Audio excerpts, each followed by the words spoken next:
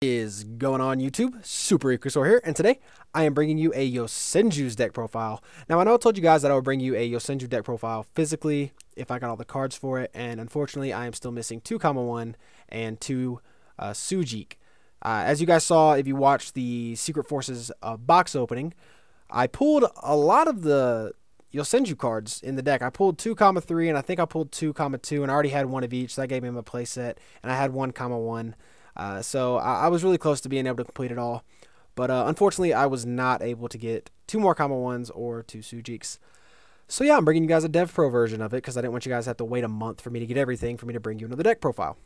So let's jump in, shall we? We have 3-1, 3-2, and 3-3.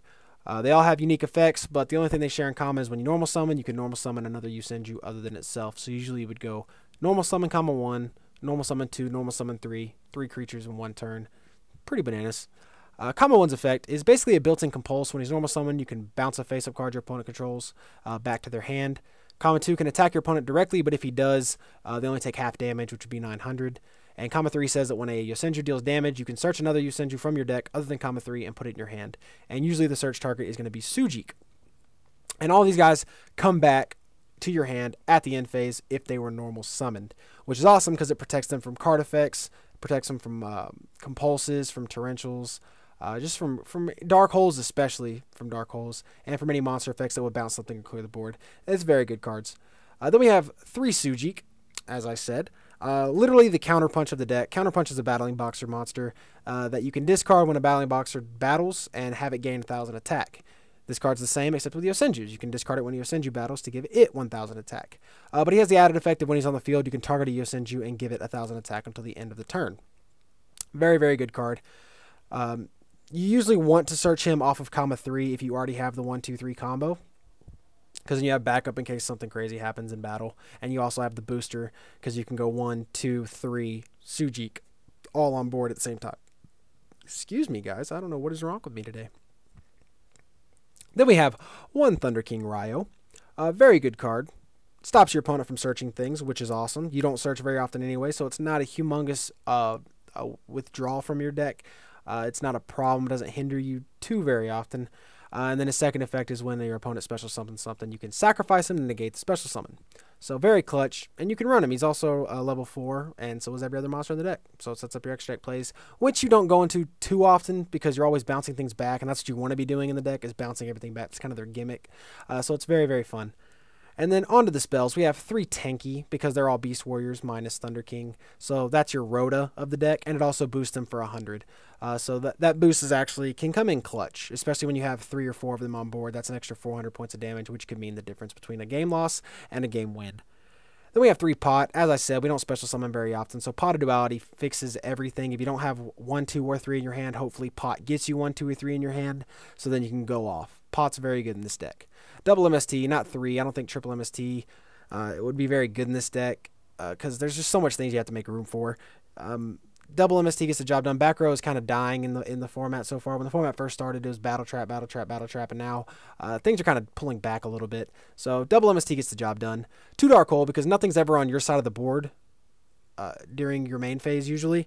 You could play Dark Hole, then go into your normal summons, and then they bounce back. They don't stick to the board, so you don't ever have to worry about your Yosenjus dying to your own Dark Hole. 1 Raigeki. You guys know how I feel about Raigeki. It's in everything. It's great. Run Raigeki. It's why it's at 1. And then 1 Book to protect yourself when your board is clear. That's why there's a couple battle traps in here. It just saves you from taking that damage when your board is open, to where you can come back on the next turn and hopefully clear your opponent's board. Onto the traps, we have 2 Mirror Force. The battle trap to also, like Book, protect your life points while your board is clear. 2 Yosenju Secret Move. I really like this card. I know it's kind of specific, but if you have a Yosenju on the field and all the face-up monsters you control happen to be Yosenju, you can negate the activation of a spell, trap, or monster effect and destroy the source. So it's very, very good. Usually you're going to be activating them on your turn when your opponent would do something, because that's generally the only time you're going to have Yosenjus on the board is during your turn. So I can see where some people would be about this card, but I really like it because it stops just bad things from happening to you guys, such as a torrential to your board on your turn, or a compulse, or whatever the case may be that would stop your plays.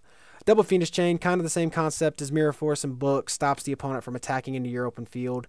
Very, very good card. No need to explain Fiendish Chain. Double Mind Crush. I love Mind Crush. I run 3 in my 6 Samurai profile. If you guys haven't seen that, go check it out. It's very good.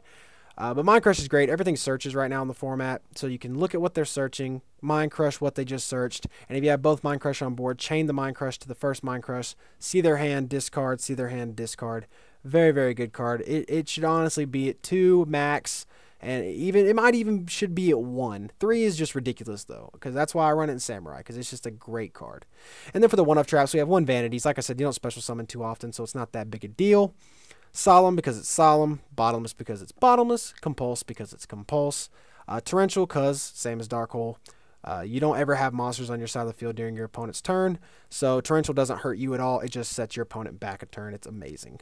1 Macro because it stops all the graveyard stuff going on. Your stuff's usually not going to the graveyard because it's coming back to your hand. So Macro just really, really, really hurts your opponent, so it's a very amazing card. And then Ring is back, so I'm running 1 Ring of Destruction. Again, it's not exactly like a battle trap such as Mirror Force, Book, and Fiendish Chain, but it does act that way. Your opponent goes off, sets up to get a big guy on board just to bash into you with, and then you ring it. That's amazing because, I mean, you were going to take the damage anyways if you didn't have the ring, but now your opponent is also sharing the damage, and if you have the lead like you should with this deck, ring is just going to put you even closer to victory. So I run the 1 ring. And now on to the extra deck. The extra deck, as I've said throughout the whole video, you don't special summon very often. So the extra deck is literally whatever rank 4s you happen to have in your binder, run them. You can make all the rank 4s. Every monster's rank 4. You won't be going into them very often, but it's nice to have them just in case. I run the Trinity of Castel, Exciton, and Honor Arc. Very good. You guys know how I feel about them. They're the best, probably best Xyz monsters in the format right now. Lightning Chidori, that's another card I didn't have for the physical deck profile. I have every other card but Chidori, Kama 1s, and Suzuki. And that just makes me sad. But Chidori is probably my favorite Xyz monster, period. It's very, very cool, and this is the first deck I've been able to actually play it in. When it's Xyz summon, target a set card your opponent controls, put it on the bottom of their deck, and once per turn you can attach Xyz material from this card, target a face-up card your opponent controls, and put that card on top of their deck. So it stops them from drawing anything new. You know exactly what they're putting in their hand, and if they reset something or summon something, you know exactly what they set or summoned. So it's very good. Abyssal stops the graveyard tricks. Rag. If anything changes its attack, you blow it up and draw a card before you even have to attack. So Rag is awesome for card advantage.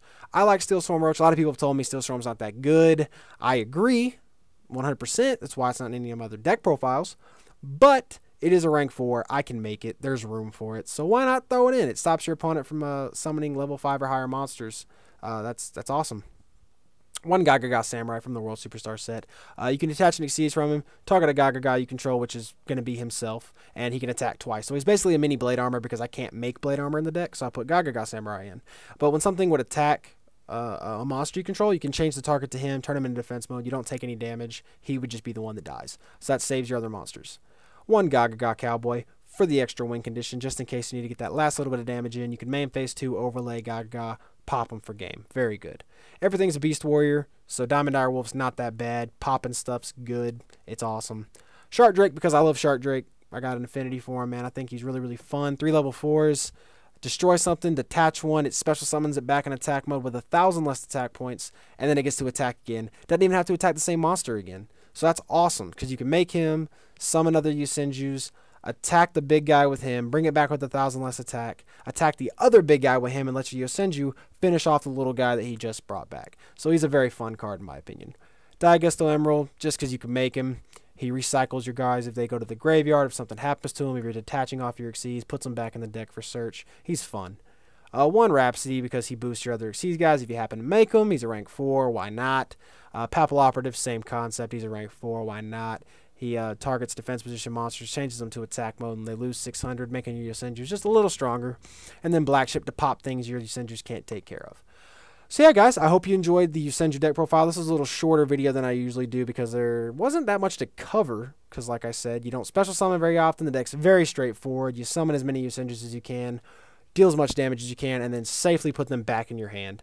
So yeah, guys, I hope you guys enjoyed the video. Please like, comment, and subscribe if you want to see more deck profiles and duels coming to you very soon. So yeah, guys, thank you. Hope you enjoyed. Bye.